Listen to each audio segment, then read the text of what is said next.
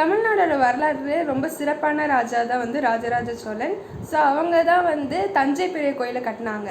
அவங்க எப்படி எப்படிலாம் கட்டினாங்க, அவங்களோட ஆட்சியெல்லாம் பற்றி தான் வந்து இந்த வீடியோவில் பார்க்க போகிறோம்.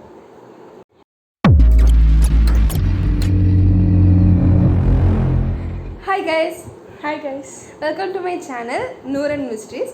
ஸோ இன்றைக்கி நம்ம எதை பற்றி பார்க்க போகிறோம்னா, கிரேட்டஸ்டான மிஸ்ட்ரி ராஜராஜ சோழன் பற்றி. ஸோ அவங்களோட ரூல், அவங்க கட்டின பில்டிங்ஸ், அது ரொம்பவே பாப்புலரான தஞ்சை பெரிய கோயில், அதில் இருக்கிற ட்ரெஷர்ஸ் எல்லாம் வந்து எங்கே போச்சு, இல்லை அதோட சீக்ரெட்லாம் என்ன அப்படிங்கிறத பற்றி தான் ஃபுல் கண்டென்ட் இந்த வீடியோவில் பார்க்க போகிறோம்.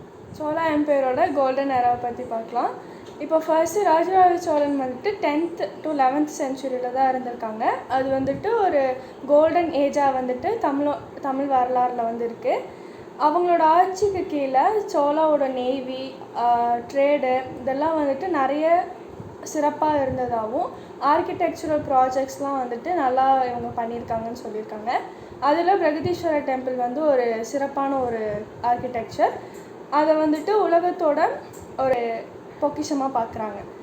இப்போது சோழாஸோட வெல்த்தெல்லாம் வந்துட்டு ராஜராஜ சோழன் வந்துட்டு சேஃப்கார்ட் பண்ணி வச்சுருக்காங்க அப்படின்னு நிறைய ரூமர்ஸ் வந்து இருக்குது. ராஜராஜ சோழன் வந்து நிறைய பொக்கிஷம்லாம் சேர்த்து வச்சுருக்காங்க. தங்கம், அப்புறம் ஜுவல்லரிஸ், இதெல்லாம் வந்து நிறையவே சேர்த்து வச்சுருக்காங்க அப்படின்னு வந்து லெஜண்ட் சொல்கிறாங்க.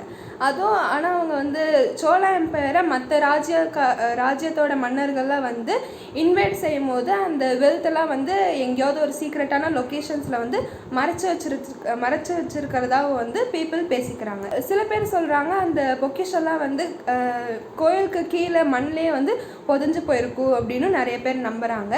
பட் தியரிஸ் வந்து நிறைய பேர் நிறைய விதமான தியரிஸ் சொல்கிறாங்க. இது வந்து எப்படி காணப்போயிருக்கும். ஸோ அந்த மாதிரி நிறைய பேர் பேசிக்கிறாங்க.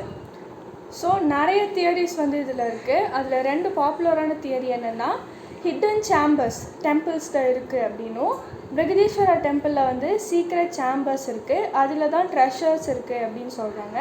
ரீசெண்ட் ஆர்கியாலஜிக்கல் சர்வேஸ் மூலமாக வந்துட்டு இந்த ட்ரெஷர்ஸ் எல்லாம் வந்து மறுபடியும் நம்ம கொண்டு வரலாம் அப்படின்னு சொல்கிறாங்க. தியரி 2 என்னென்னா, அண்டர் கிரவுண்ட் பேசேஜஸ் வந்து கண்டுபிடிச்சிருக்காங்க. இது வந்துட்டு டனல்ஸ் வந்துட்டு டெம்பிள்ஸையும் பேலஸஸையும் லிங்க் பண்ணுது, அது மூலியமாக தான் ட்ரெஷர்ஸ் வந்துட்டு கொண்டு போகப்படுது அப்படின்னு சொல்கிறாங்க.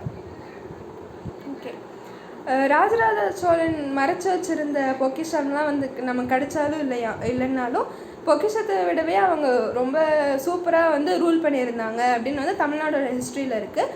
அவங்க தான் வந்து ஒரு சிறப்பான மன்னராக வந்து எல்லாருமே பார்க்குறாங்க.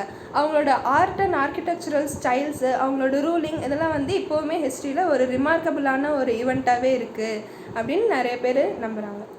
ஸோ நீங்கள் என்ன நினைக்கிறீங்க?